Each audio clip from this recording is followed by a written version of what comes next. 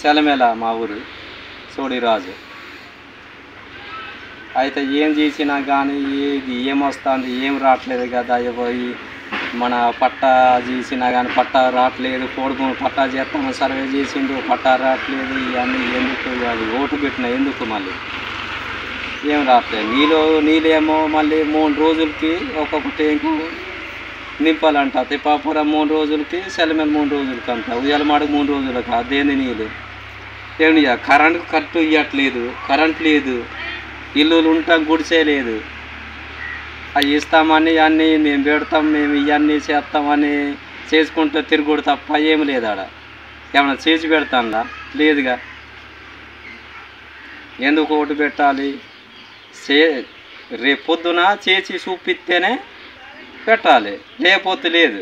దాని ఎందుకు మళ్ళీ ఇప్పుడు నువ్వు మైక్సెల్లా తిరుగుతున్నావు ఎందుకు? నీకు సాయం చేస్తా, నీకు పోడు భూములు పట్టా పెడతా, గొతుకోలు పెడతానంటున్నావు, జాతి ఇస్తానంటున్నావు ఎందుకు? నువ్వు రేపు పొద్దున ఏటు ముద్దు తిప్పుతావో తెలియదు, ఆడపక్క తిప్పుతావో ఇటుపక్క తిప్పుతావో తెలియదు. అట్లా ఉంటుంది. అందుకే మరి నువ్వు ఎంత మంచి నిదానం చేస్తేనే అంత జనం మంచిగా చేస్తారు. అయితే అట్లా ఉన్నది. మరి కరెంట్ లేకుండా ఇది లేకుండా చీకట్లో ఎట్టుండాలి? వర్షాకాలం అప్పుడు అవి బిల్డింగ్లు కాదు, గడ్డీలు కోరే గుడిసెలు అయ్యి. ఆ కొడి గుడిసెల పాములకి నువ్వు దూరి నైట్ పూటలు కరిస్తే పరిస్థితి ఏంది? అని ఇస్తారా? ప్రాణం ఇస్తారా? ఇయ్యరుగా. గవర్నమెంట్ అని ఎందుకు మళ్ళీ ఈ ఓటు పెట్టుడు ఎందుకు, ఇవన్నీ చేసుడు ఎందుకు? నైట్ పూట మళ్ళీ ఎటన్నా పోతే అవి ఆటోలు రావు, బస్సులు రావు, నడుచుకుంటూ చూడు అవుతుంది. గవర్నమెంట్ ఎందుకు చేసుడు? అది చేస్తేనే ఏదన్నా గవర్నమెంట్ అన్నీ పెట్టాలి, బస్సులు పెట్టాలి, ఇవన్నీ పెట్టాలి కదా. సెలమెలలో మా ఊరు సెలమెల మాకు కరెంటు ఉండట్లేదు. చీకట్లో స్కూల్కి వెళ్ళి పిల్లలు వచ్చి రాయడానికి కూడా ఇబ్బంది. నైట్ వచ్చి ఇబ్బంది అవుతుంది. నైట్ మళ్ళీ వచ్చి రాయాలిగా పిల్లలు, ఇబ్బంది పడుతున్నాం. కరెంట్ ఎట్లాగైనా మాకు కావాలి. ఏమి ప్రభుత్వం ఏమి ఇవ్వట్లేదు. మేము ఎట్టు ఉండాలి? బ్రతకాలా సావాలా? ఈ చీకట్లో పాములు అవన్నీ ఖర్చు మేము సావాలా బ్రతకాలా మాకు తెలవట్లేదు. మాకు ఎట్టగానో కావాలి, కరెంటు కావాలి. పూట పాములు అని కరిస్తే పోవడానికి ఆటోలు దొరకవు, బస్సులు దొరకవు. మా పరిస్థితి ఏంటి? సావాలా బ్రతకాలా? అక్కడ దాకా నడుచుకుంటూ పోవాలా, ఎట్లా పోవాలా? మాకేం అర్థం కావట్లేదు. పోయేసరికి ప్రాణం పోతుంది.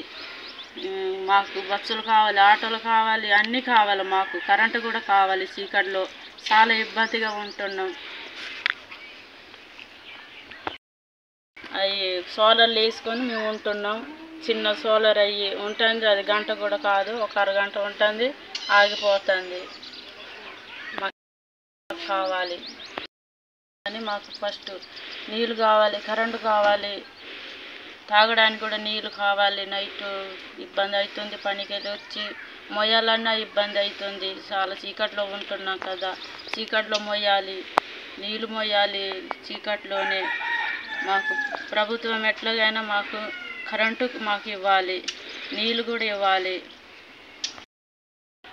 మాకు అన్నీ కావాలి. గుట్ట మీద ఉన్నప్పుడు అంత చీకట్లోనే మేము ఉన్నాం. ఇక్కడ వచ్చేసరికి ఇక్కడ కూడా చీకట్లోనే ఉంటున్నాం. ఎక్కడ మాకు సుఖంగా లేదు, ఇక్కడ కూడా చీకట్లోనే ఉంటున్నాం.